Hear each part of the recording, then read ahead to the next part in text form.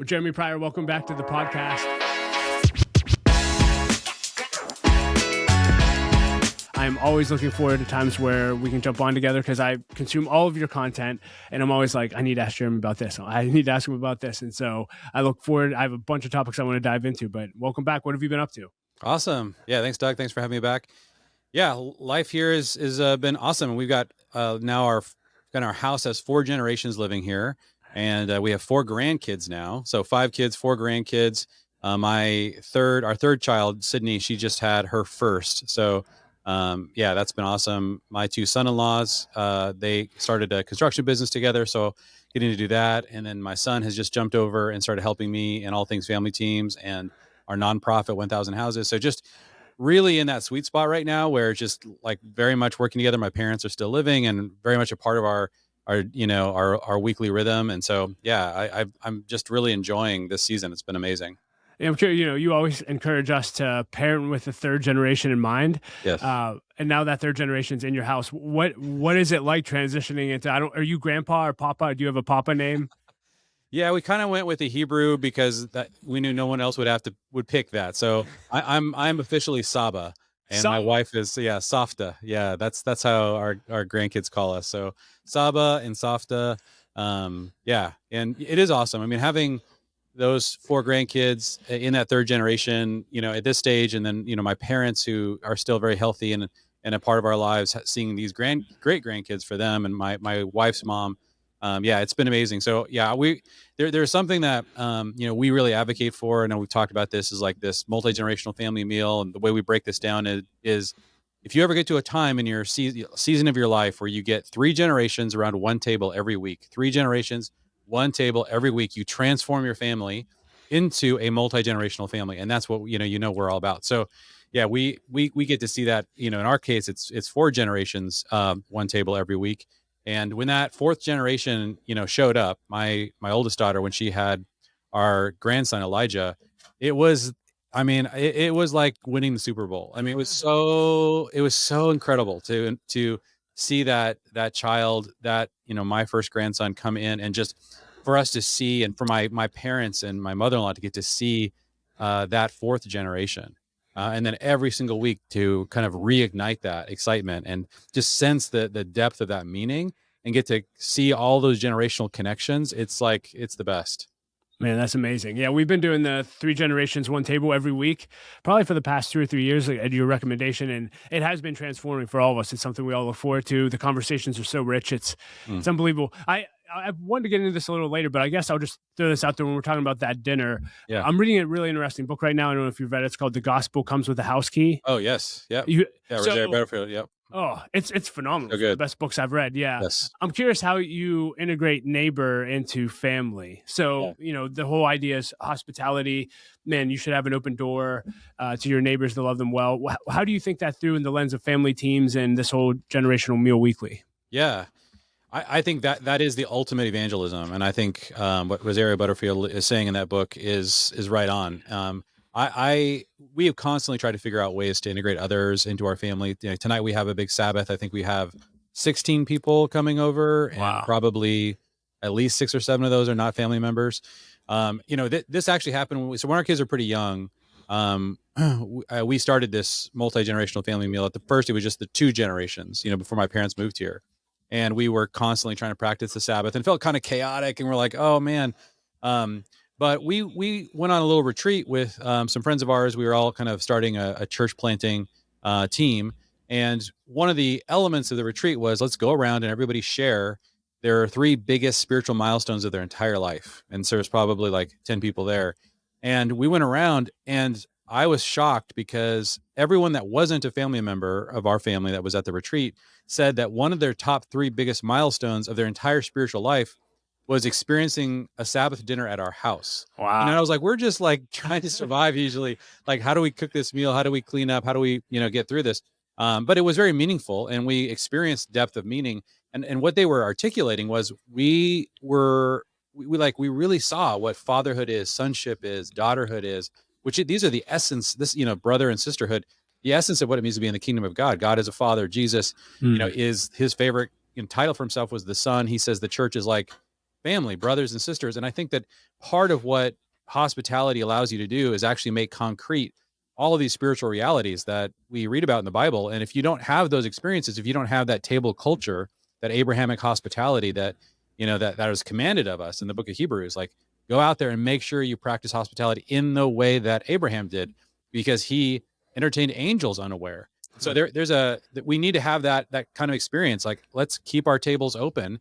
And that I think is the essence of what not only evangelism, but also discipleship. Like, it's incredibly hopeful for people that are not believers to come into and see a functional family that loves each other. But for discipleship, it's like, man, to see, that's how a husband and wife, interact. This is how, like, we've all only ever grown up in one family or one kind of family usually.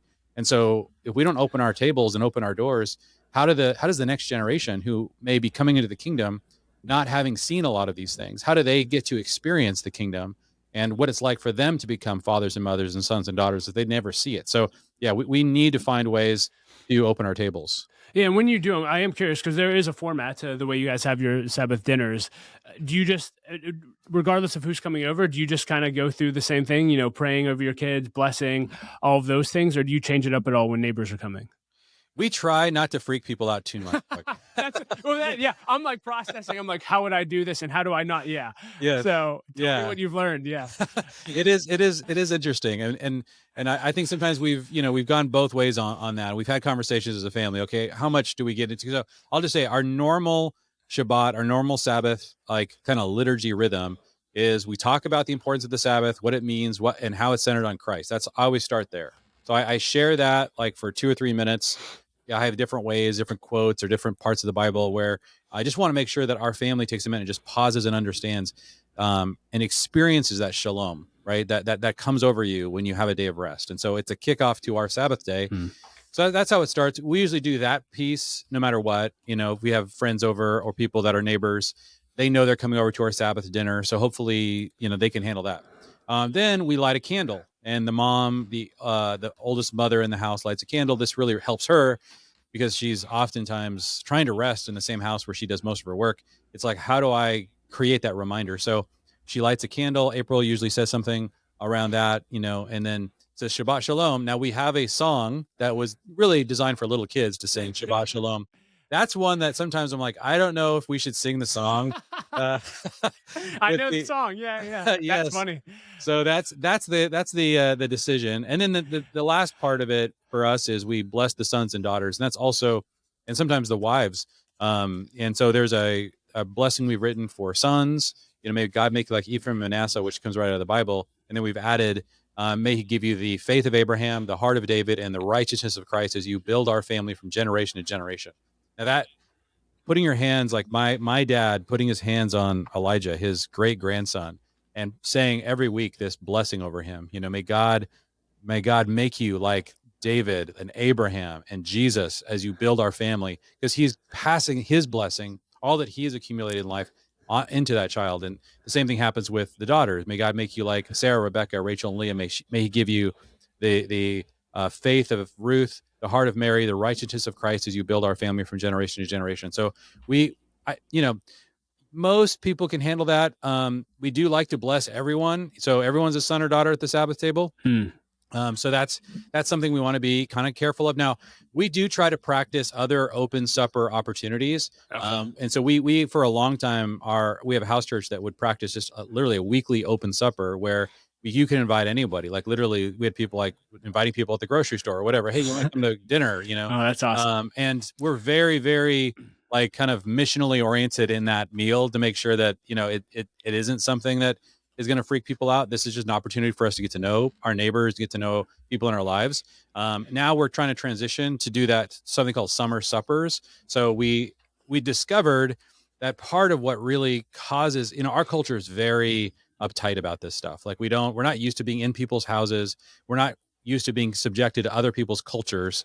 And so oftentimes there is a hesitation that, oh, wow, what am I getting into here? Somebody just says something religious, like that's so weird. And so what we try to do to try to bridge that gap is, in the summer, you can do things. We have a huge front porch and a nice, like, yard in the front of our house. That's a lot less intimidating. Just come on our front porch. We're going to, like, grill out and experience a meal together. and kind of try to bridge that gap. Now, once you're like comfortable with us, you probably will be fine to come to a Sabbath dinner and see us do kind of a liturgy based on our faith. But I do want to be careful, especially with neighbors who you want to have a long-term relationship with, to not weird them out right away. Yeah, yeah. You want them to get to know you first.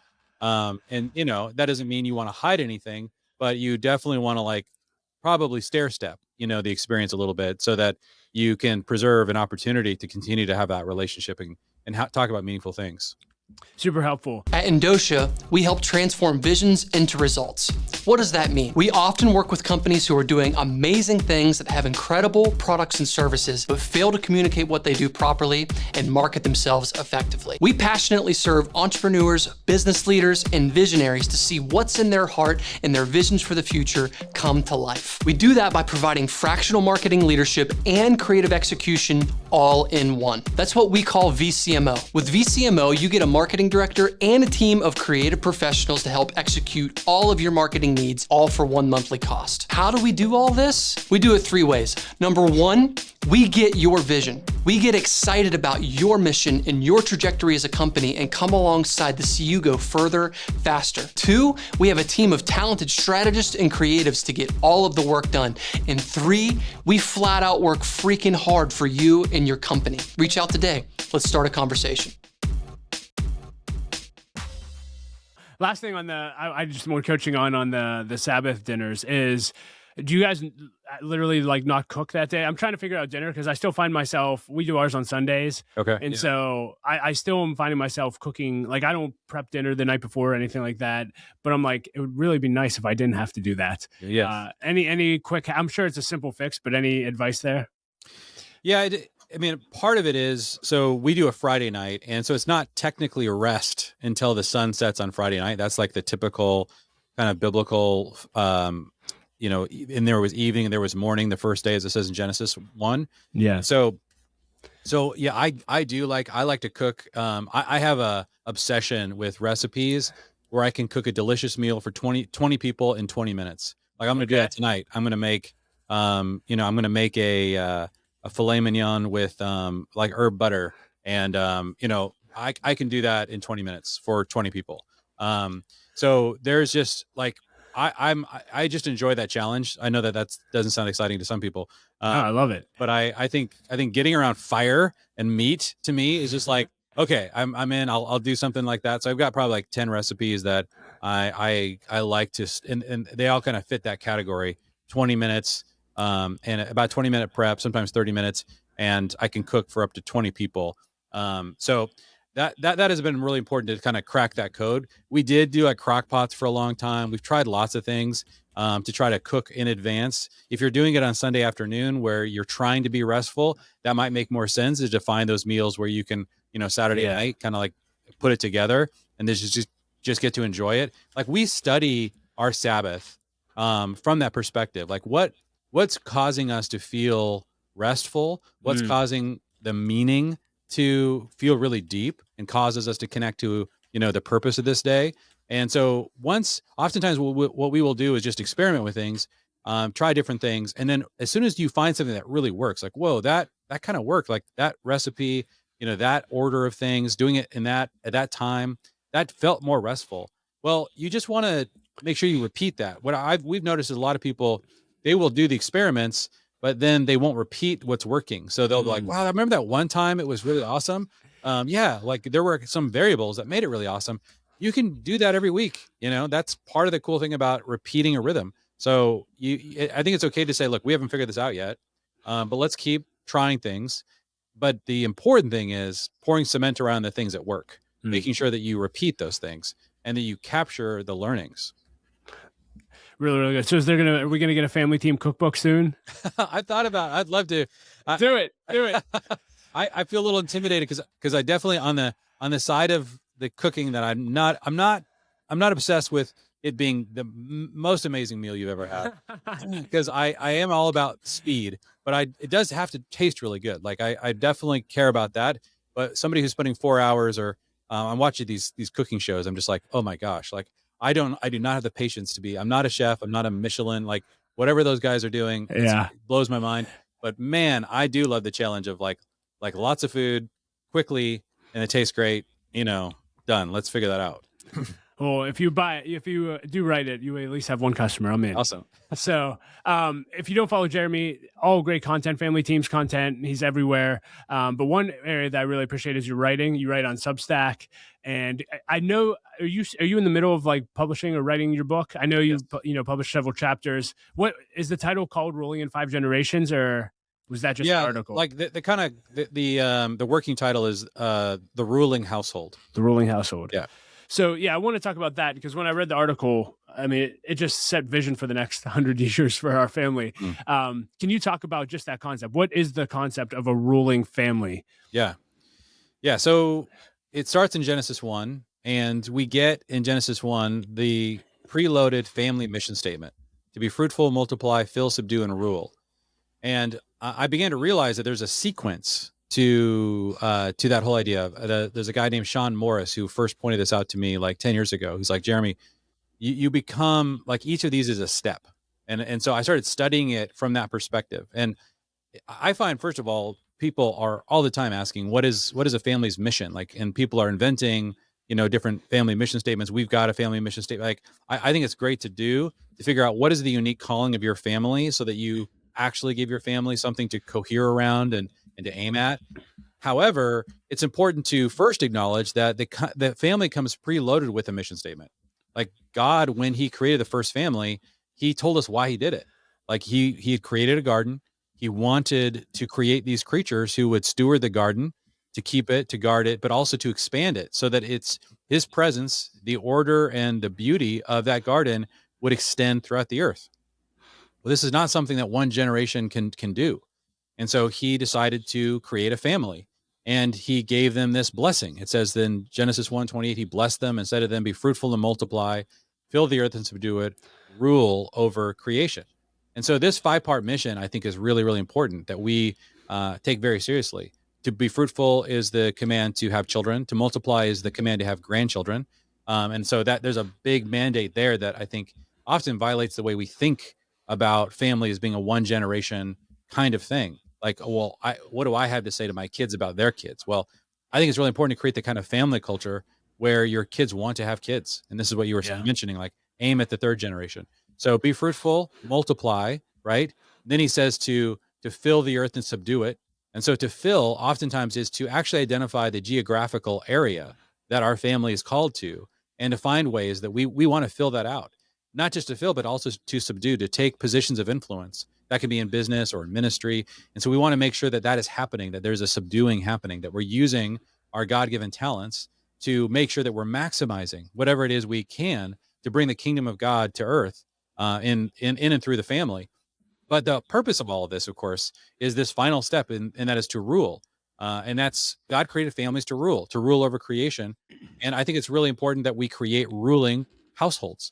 And this was very normal, historically, and it's kind of odd today, because when we think about even any project that is going to require a lot of effort, we think, well, we got to start a 501c3, we got to spin up a church, we got to create a business, we got to, and so we don't think about families as being kind of productive entities any longer. We sort of think about families as almost like recreation entities, where we come back together, kind of have some fun, create some connection, and then we all go off into our individual lives. That's an extraordinarily new idea.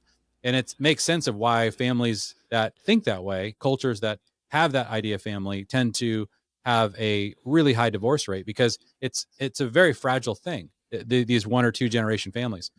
So that's the mission we take very seriously. Like, our job is to create this ruling household. We've been fruitful to the extent that we can. We had 5 children. Our children really are and believe in having children themselves. And so we've got now 4 grandchildren, and God willing, we'll have, many more. And then this just continues. Like, we've got to fill, subdue, and rule. And so this mission we want to take and absorb as a family, and be working together, the resources of the family, the ministries of our family, the business entities of the family. It needs to all be in service of this 5-part mission.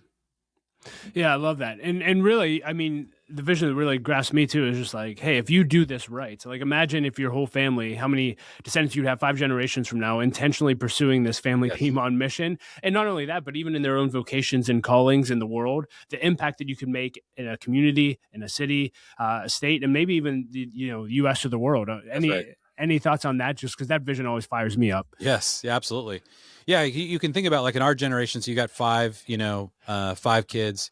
If our kids had 5 kids, that's 25 kids. If those 25 kids had 5 kids, you're now talking over 100 descendants just in 3 generations, and then 2 more generations. That's over 3,000 descendants in 5 generations.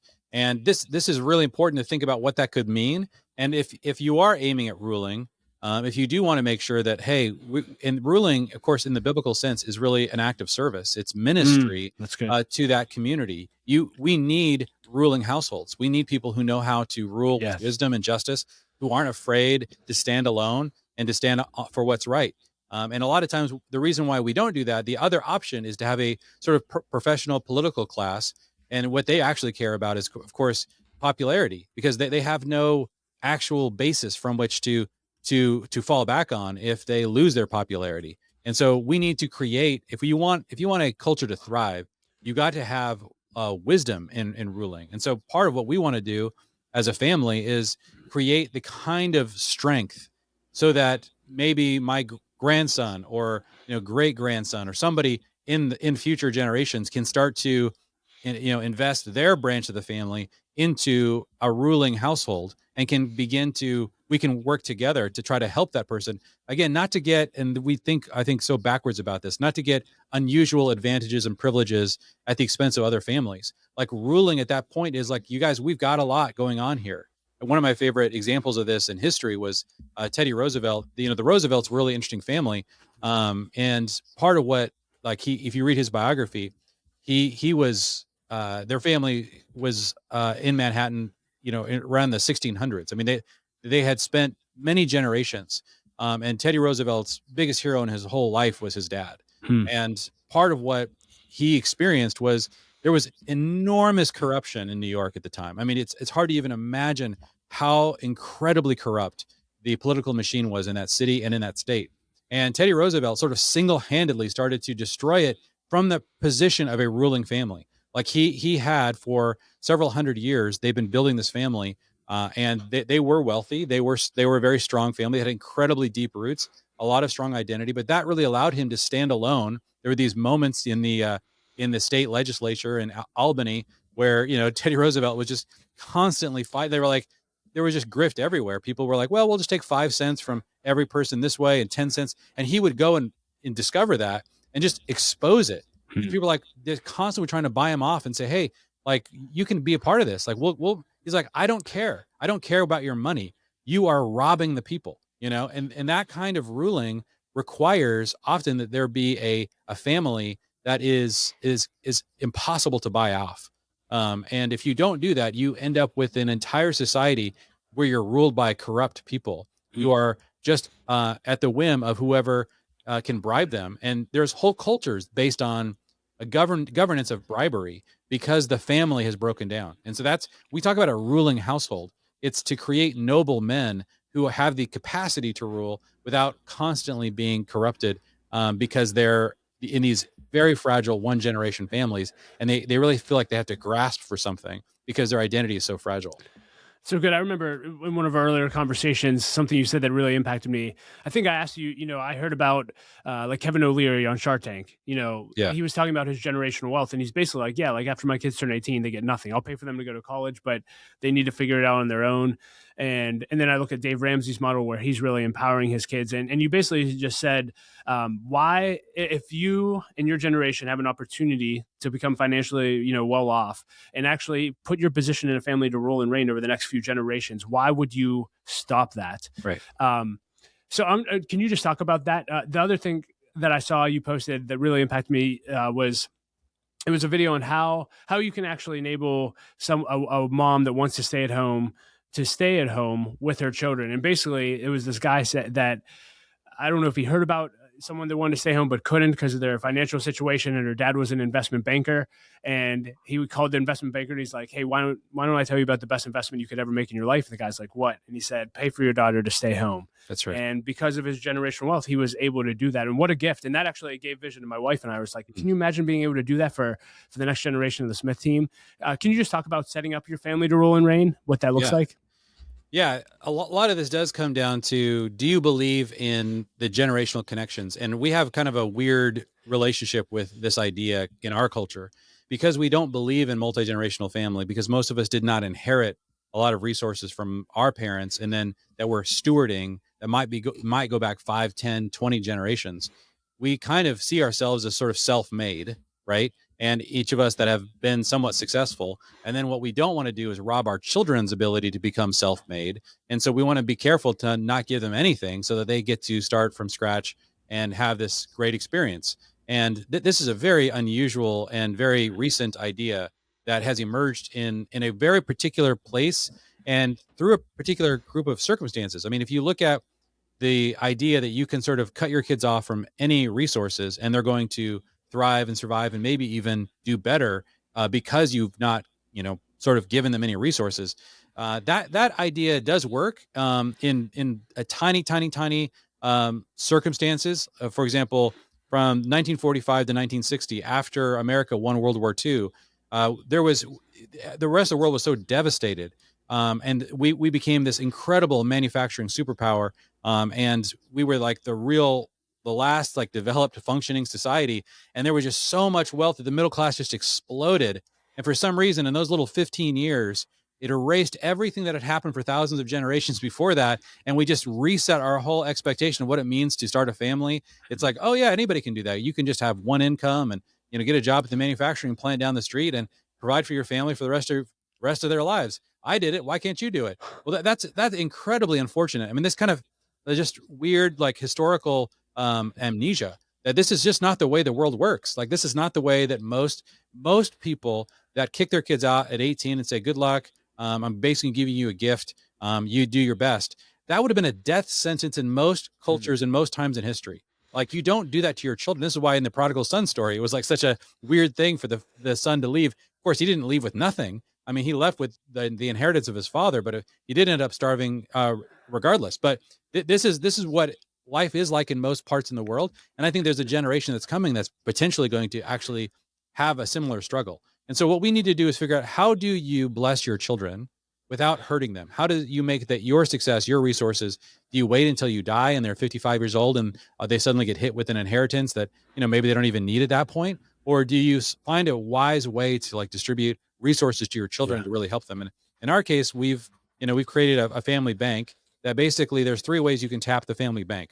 One is that we'll give you a 50%, like basically a 50-50 grant for educational expenses. Number 2, we'll give you a 50-50 grant for a business startup. And number 3, we'll give you a 50-50 grant for anything that's blocking you from having more children.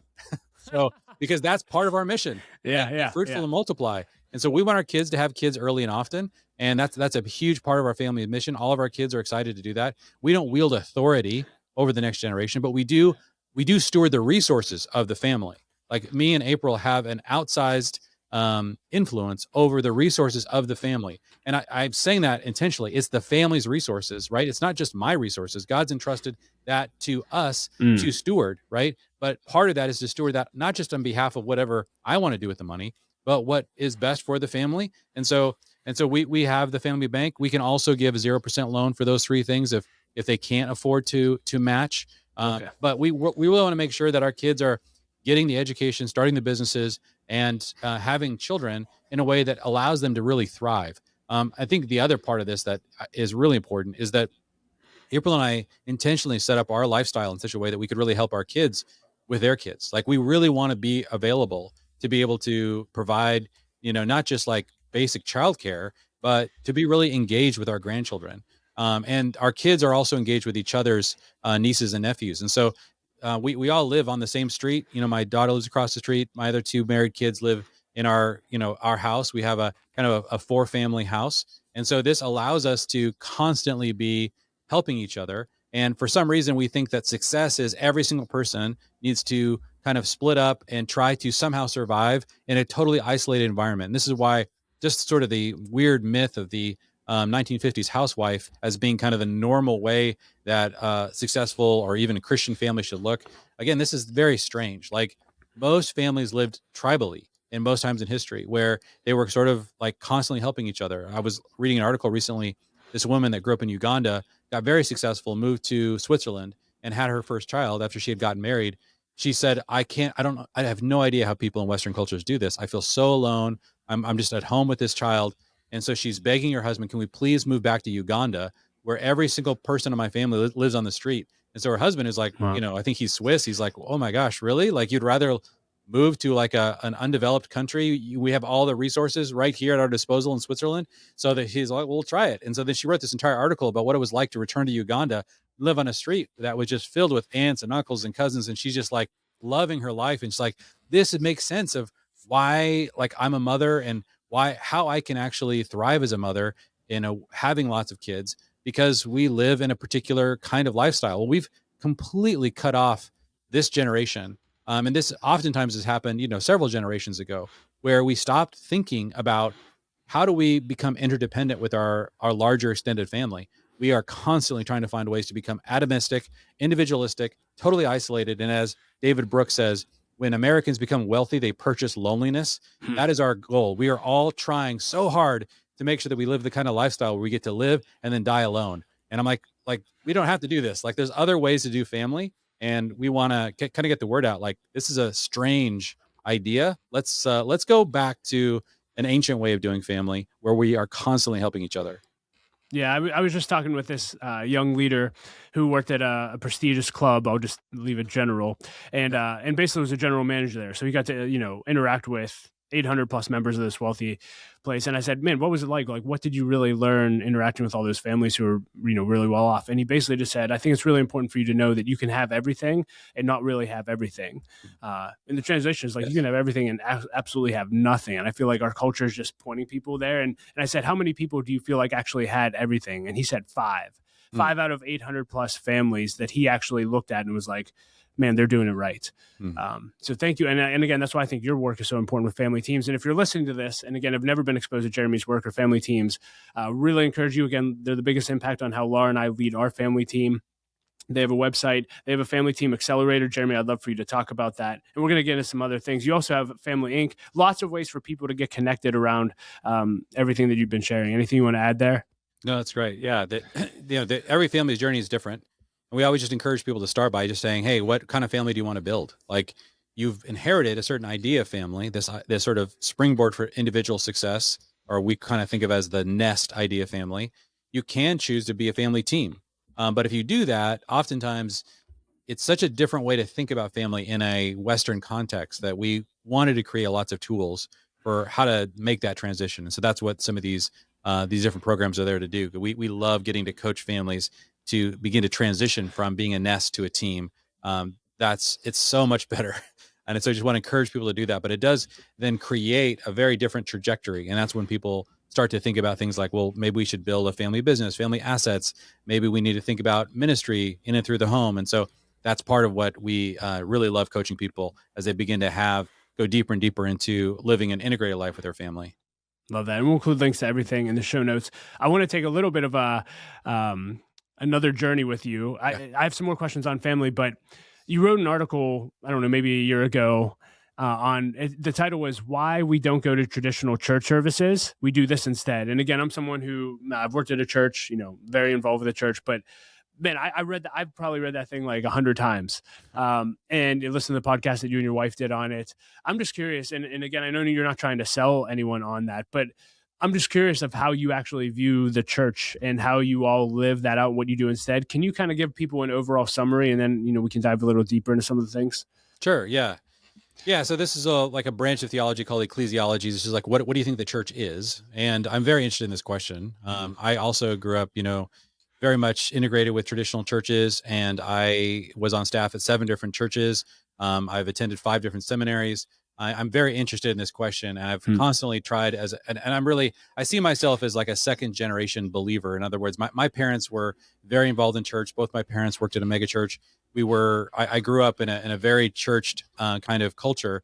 And so I think oftentimes when you have that experience, you like, all right, there are some really amazing things about that experience. There's some things I'm reading in the Bible that don't seem totally to connect with that experience. And so it's good to, as a second generation person, just really begin to ask, okay, what's the next step? I want my, just the same way that I want my ceiling to be my children's floor. Like, I feel like I need to continue to really lead our family into, okay, what are we missing here? Is there anything that we can do that might help us have an ecclesiology, an understanding of the church that's really that's even more rooted in what we read in the scriptures. And so that's just been a journey for our entire life as a family. And as we've really tried to run some experiments, some really didn't work well at all.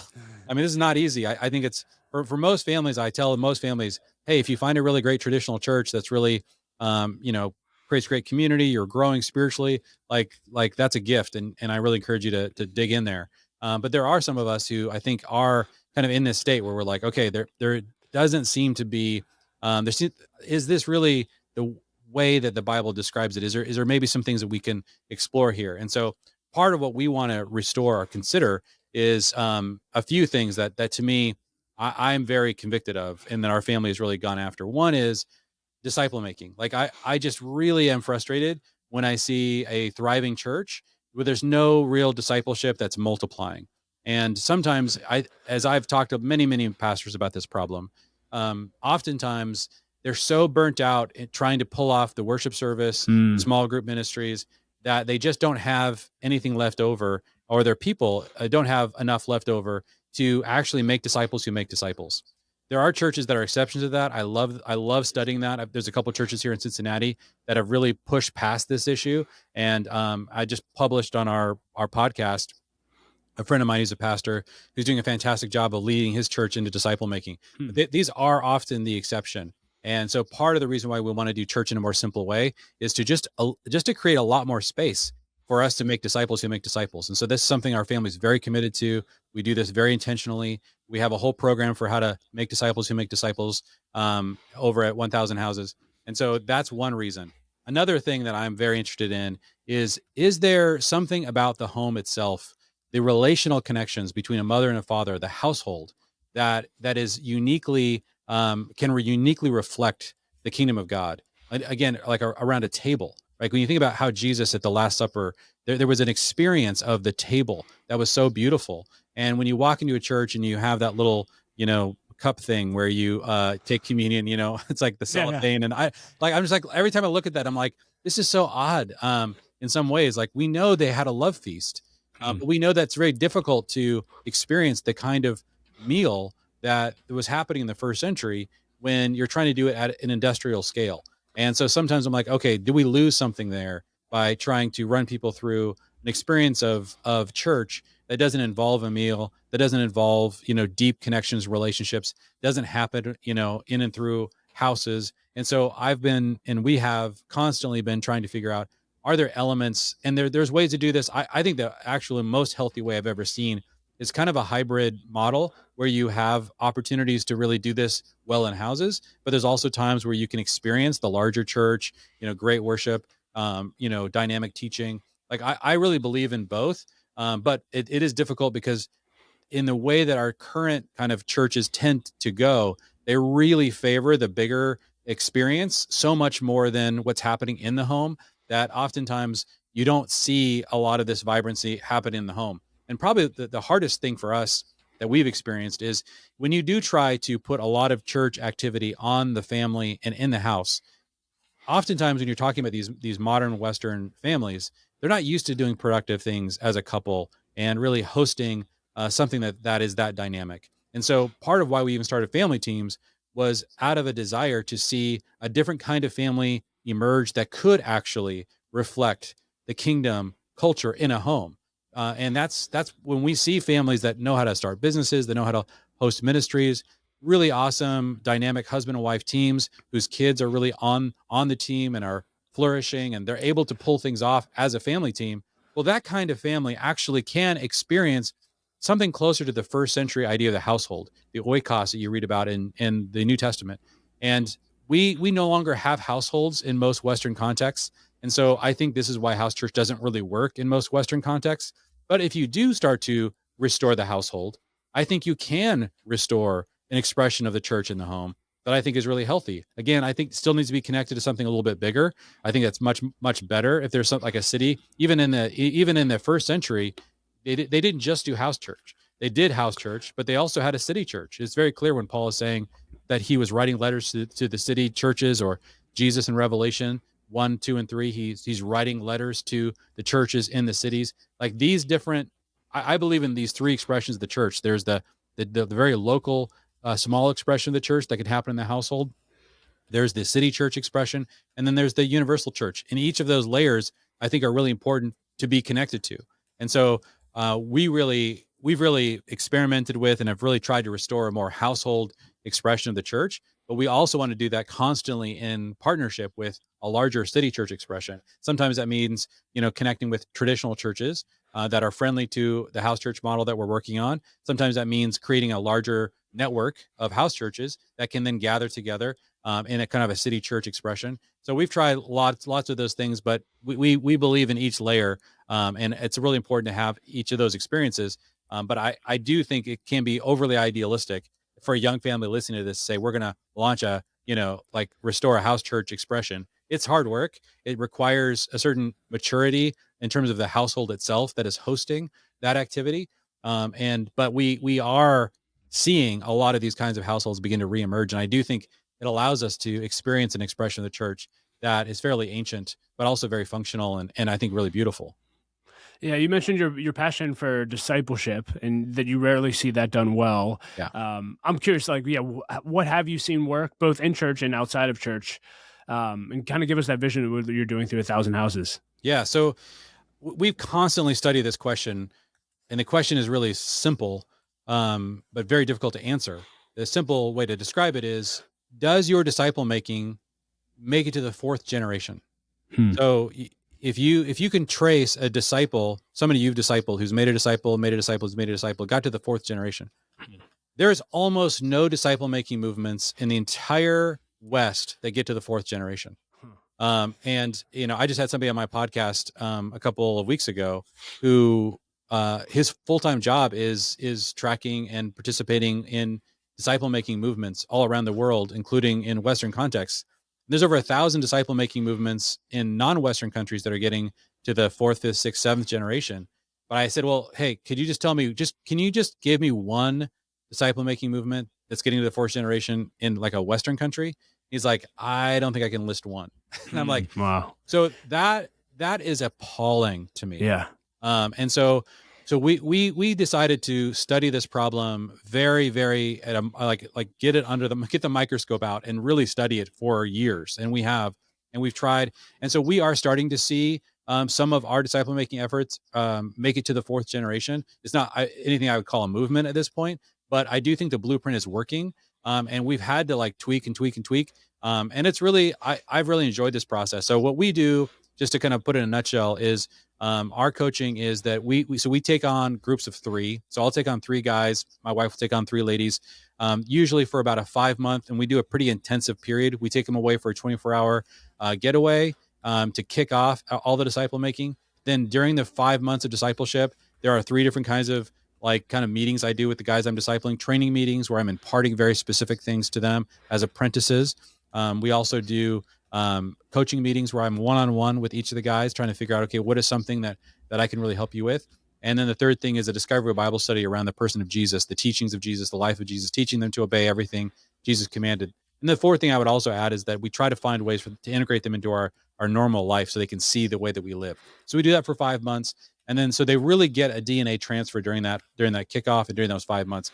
Then at the very end, I then take them away for another 24-hour getaway. And at that getaway, we only focus on reproduction. So basically, I am helping them prepare to make disciples as soon as possible.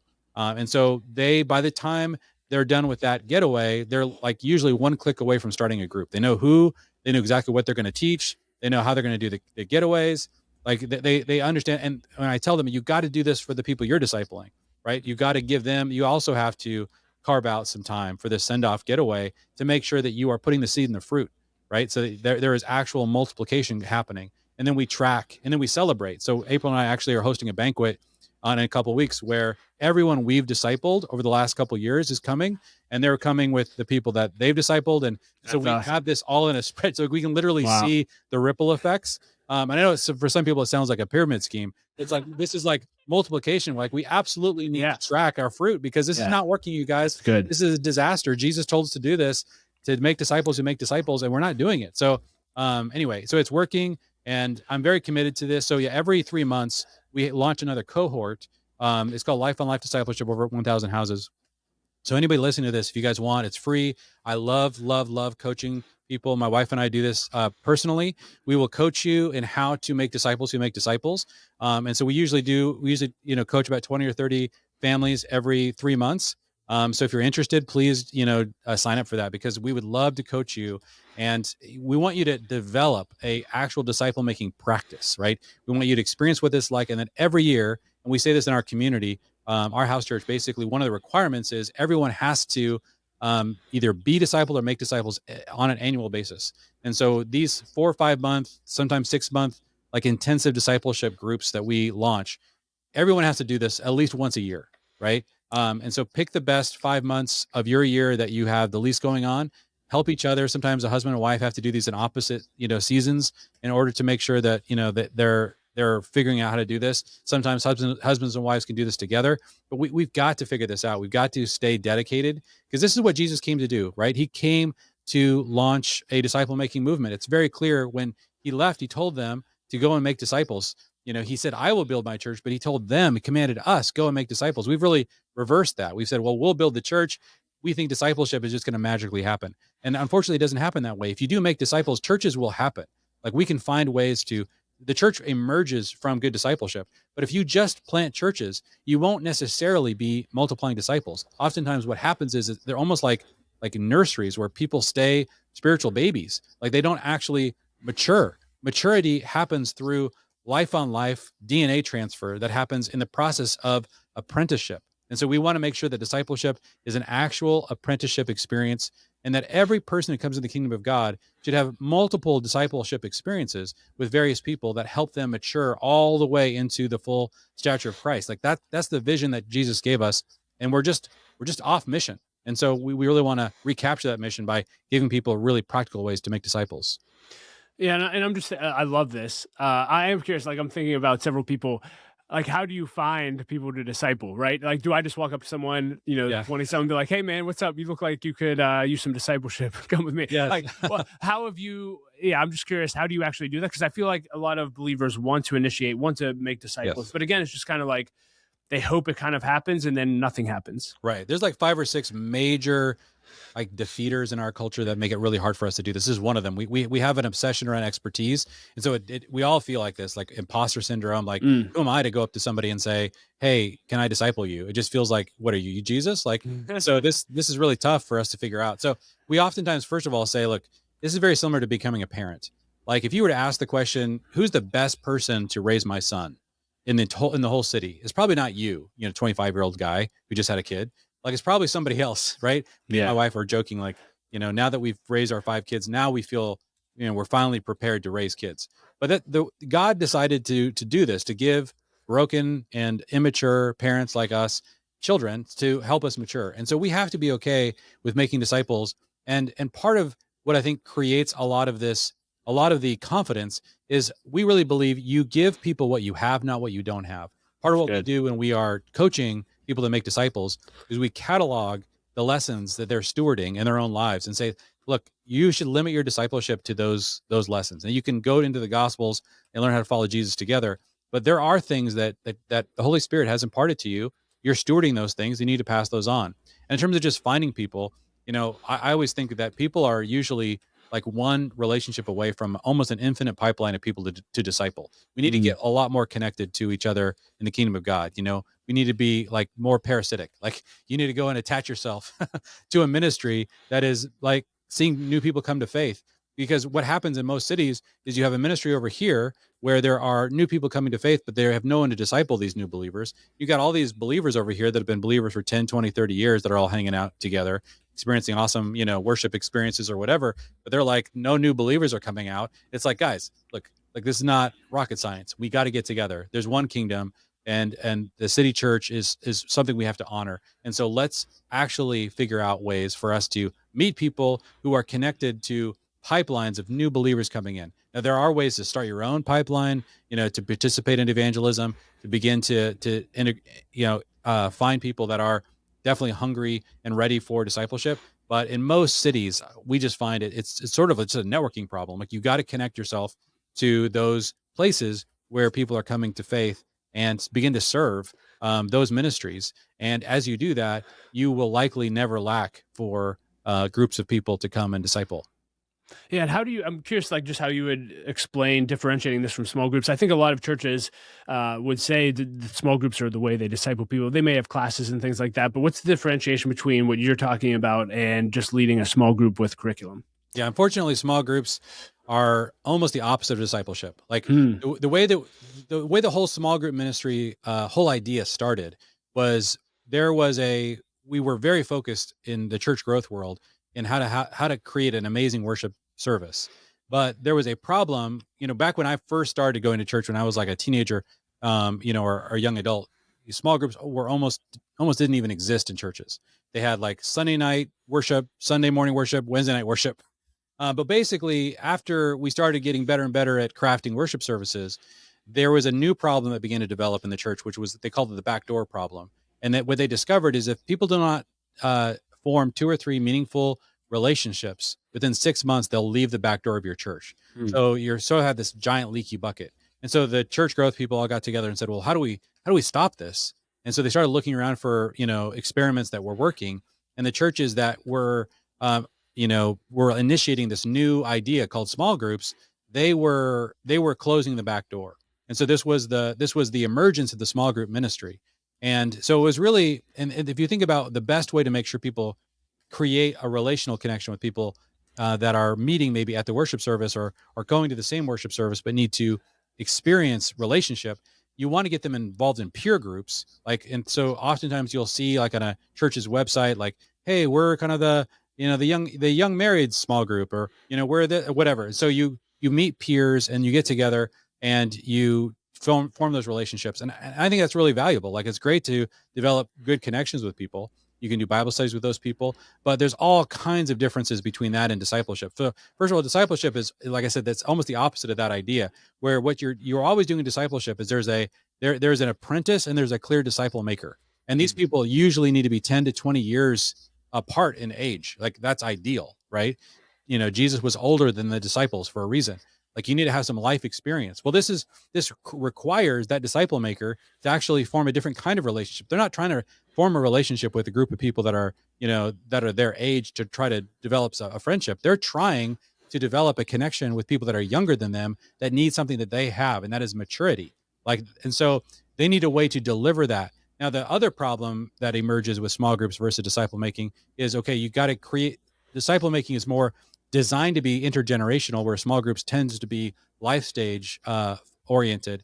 The other problem is that it immediately will burst outside of the realm of that small group, because it's designed to multiply, right? So if you think about a multiplication movement, so you're discipling these 3 and then you've trained them up. Now they're discipling 3. Now they're discipling. Well, this immediately blasts way past not only the small group scope, but also the church's scope in terms of its own worship service. Like, if you try to contain a disciple making movement in a small group, or try to even contain a disciple making movement in a particular expression of the church, like, you're going to immediately throttle any ability for it to get to that 4th, 5th, 6th generation. Again, these are very different models of ministry.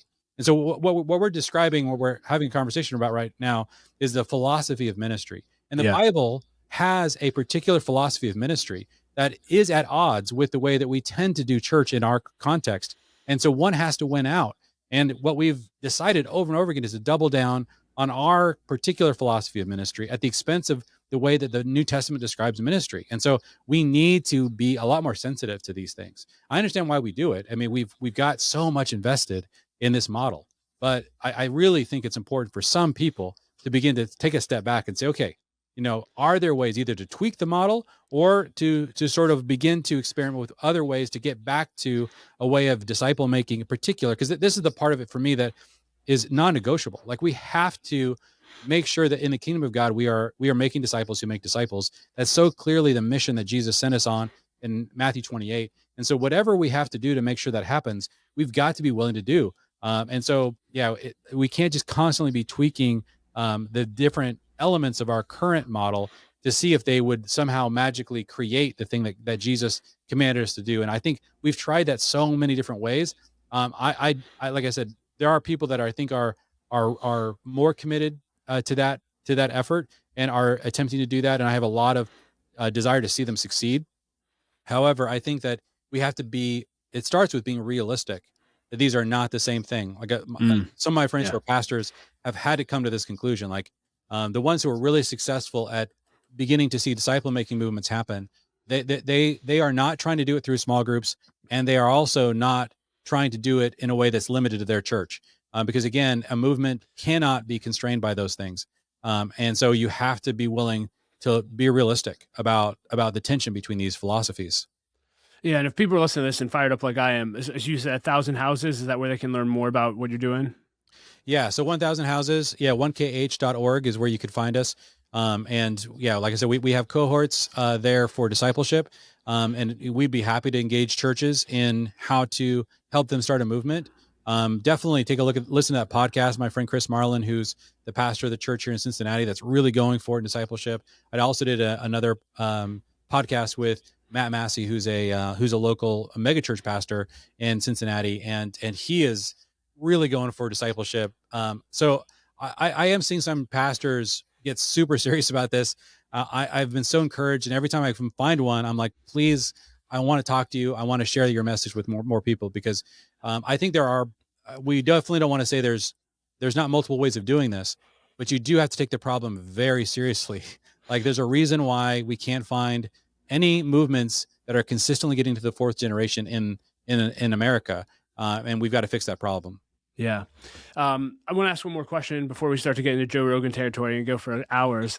We'll have to do another show. But while we're talking about church and ministry, I lead I call it a pastormind group, but a bunch of ministry leaders. We meet once a month. We do life together, go on trips. It's been amazing.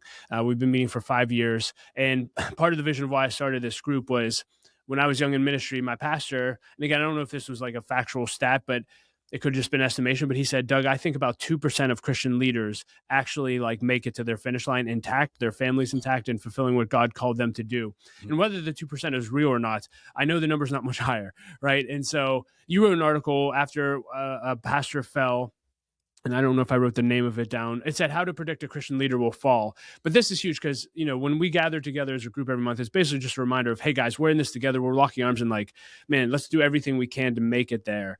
Yeah. Can you talk a little bit about that article? And even I don't know if it was in seminary or college, you had a professor throw out an interesting challenge in the beginning of the semester, but one, talk about the problem, but also what is your proposed solution? Because as you said, this just happens far too often and it's just so sad. Yeah, it is really unfortunate. Yeah. I had this seminary prof who basically said, look, there are so many pastors falling right now. I'm going to basically issue a challenge that I'm going to begin every single one of our classes and describe to you a person who this week has fallen from ministry. And so for the entire semester, he came and he made good on that promise. And there were some famous moral failures from major pastors. This is back in the 90s. Man, I was so bummed. I mean, and this professor, he was sort of shell shocked, honestly. Like he wasn't gloating. He was in incredible grief. Like, what is going on? Why is this happening? And it is incredibly discouraging. And I do think it's important to have a thesis for why this keeps happening, because we need exactly what you said. We've got to increase the percentage of leaders who are making it to the finish line. But I do think there is something like really unfortunate about the way that we're propping up leaders to fail, that we're not creating, the kind of leadership culture within our churches that make it possible to attract the kinds of people who are going to be mature. We're so fixated on, okay, like we need a growing worship service. So we got to have a dynamic, charismatic speaker. And there's, somebody who's very comfortable on the stage, somebody who's got a charismatic personality. Like these are the kinds of things for so many churches that become, sort of front and center in terms of what they're looking for. And it's not surprising when you look at the, kind of the personality profile that we are going for, that it's not the same as the person of character that is going to make it to the end of the finish line. And so this is part of why I think we have to take a step back and say, okay, have we sort of created a system? Like they always say that, your system is perfectly designed to give you the results that you're getting.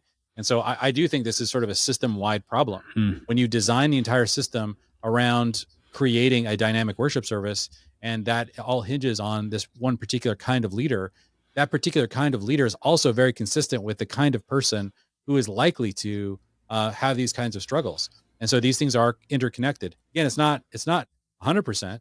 I mean, there's amazing leaders who have got incredible teaching and charismatic gifts that are very, very high character. But man, you're just creating this kind of unicorn expectation where it's just smaller and smaller and smaller percentages of people. And I'm just like, I don't think, like, again, we've got to. I'm in this second generation. I'm comfortable with taking a step back and saying, okay, I've seen a lot of the results. I've lived through so many of the challenges. My parents, they've done a good job of like processing the challenges with their generation with me.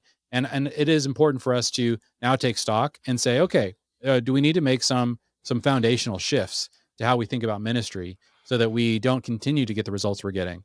And so I'm on that train. I'm constantly asking those kinds of questions. I know that there's been a massive movement lately of people converting to, Catholicism and Orthodoxy, and just our frustration with kind of the typical Protestant, non-denominational evangelical experience. And my bent is to kind of go back into these ancient roots as well. I just like going like a little bit further back, like into the Hebraic, into like the New Testament. Like what do we see there? And if we're doing some things that are consistent with the New Testament, why are we getting these results? But that's really not what's happening. Like we're oftentimes disrespecting the models that are being described in the New Testament that might have a lot to teach us. That's so good. Well, thank you so much for this conversation. I know we're running long, but thank you for everything you do. Anything else you want to share with us before we wrap up? Man, it's been great. Yeah, I would love to get to talk, especially a discipleship conversation. Doug, thanks for opening that door. Sure. You can tell that's a huge passion for me and our whole family, and we want to help. So if people are listening to this and like, wow, like we'd love to check that out, please go to onekh.org and jump into one of our cohorts, and we'd love to hear as well if you've got a model that's really working, and you want to share that with me. I'm constantly doing podcasts where I'm just doing deep dives into disciple making models. And if you're like, pulling your hair out saying, we've figured out how to make small groups, make disciples, talk to me. I'd love to hear it. Like, let me understand the model. Like, let me see what's working. But if not, like, please jump over and let's have these conversations. So yeah, thanks for opening those doors. I really am excited. I think we're going to find ways to really change the trajectory things are going on. I see a lot of great ministries that have made amazing strides. And so, I'm excited to participate in that and to celebrate that. But we got to stay focused on fixing this. Yeah. Have you heard of Dave Buring before in Lion Chair? No, I don't think I have. Okay. He's somewhere. I think he's in Tennessee. Anyway, Okay. I may end up connecting you. He's super passionate about discipleship. My good friend who's been on the podcast, Ken Chevalier, is the Steelers chaplain. He also is super passionate. So yeah, if you're always looking for connections and people who are doing it well, I think those two would be great. Okay. So yeah, I'll include links to everything. Thanks again, Jeremy. Always love doing this and look forward to the next time. Awesome. Thanks, Doug. Appreciate it. Hey, leader, thank you so much for listening to my conversation with Jeremy. I hope that you enjoyed it as much as I did. There are links to everything that we discussed in the show notes, so make sure you check those out and connect with everything that Jeremy is doing. I also want to give a special thanks to our sponsor, Andosha Marketing Solutions. They are the producers of this podcast, and if your organization needs marketing expertise, I wholeheartedly recommend their services. You can learn more about what they do at andosha.com. That's ANDOCIA.com. And as always, I like to end every episode with a quote, and I'll quote Jeremy Pryor himself today. He said this, strong families are not built by accident. They are built by intentional rhythms, shared purpose, and spiritual leadership in the home. Could not agree more. That's going to wrap up today's episode. As always, remember, leaders, don't quit. Keep leading. The world desperately needs your leadership. I'll talk to you next episode.